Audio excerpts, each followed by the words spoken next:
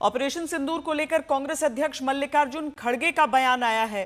उन्होंने ऑपरेशन सिंदूर को छुटपुट युद्ध बताया है। सेना ने पाकिस्तान में आतंकी अड्डों के सफाई के लिए ऑपरेशन सिंदूर चलाया था। इसके तहत पाकिस्तान और पीओके में आतंकियों के 9 ठिकाने ध्वस्त हुए थे। सेना ने पाकिस्तान के कई एयर बेसेस को तबाह कर दिया था, लेकिन खड़गे इसे छुटपुट युद्ध बता रहे हैं। मोदी ಅವರು 17ನೇ ತಾರೀಕು ಕಾಶ್ಮೀರಕ್ಕೆ ಹೋಗೋರಿದ್ರು.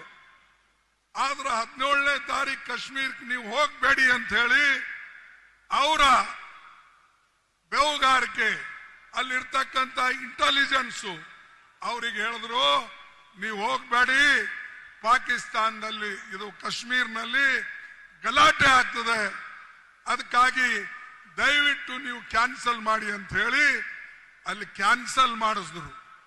ಇದು ನಿಮಗೆ ಗೊತ್ತಿದ್ದಾಗ 17ನೇ ತಾರೀಕು ನೀವು ಕಾಶ್ಮೀರಕ್ಕೆ ಹೋಗ್ತಕ್ಕಂಥ ಪ್ರೋಗ್ರಾಮವನ್ನ ಕ್ಯಾನ್ಸಲ್ ಮಾಡುವಾಗ ನೀವು ಯಾಕೆ ಈ ಟೂರಿಸ್ಟ್ ಅನ್ನ ಪೊಲೀಸರ ಮುಖಾಂತರ ಯಾಕೆ ಹೇಳಲಿಲ್ಲ?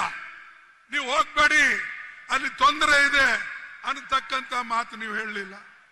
ಹೇಳಿದ್ರೆ 26 ಪ್ರಾಣಗಳನ್ನ ಉಳಿತೀವಿ ಮತ್ತು ನಮ್ಮ ಈಗೇನು ನಾವು ಹೆಚ್ಚು ಕಡಿಮೆ ಚುಟ್ಪುಟ್ಟು ಯುದ್ಧಗಳು ನಡೆದಿವೆ ಅಥವಾ ನಮ್ಮ ಪಾಕಿಸ್ತಾನ ವಿರುದ್ಧ ನಾವೇನು ಘರ್ಷಣೆ ಮಾಡ್ತಾ ಇದ್ದೇವೆ, ಪಾಕಿಸ್ತಾನ ಕೆಲಸ ಅಂತೂ ಯಾವಾಗಲೂ ಬರೇ ನಮ್ಮ ಭಾರತ ದೇಶ ಮೇಲೆ ಗೂಬಿ ಕೂಡಿಸ್ತಕ್ಕಂಥದ್ದು.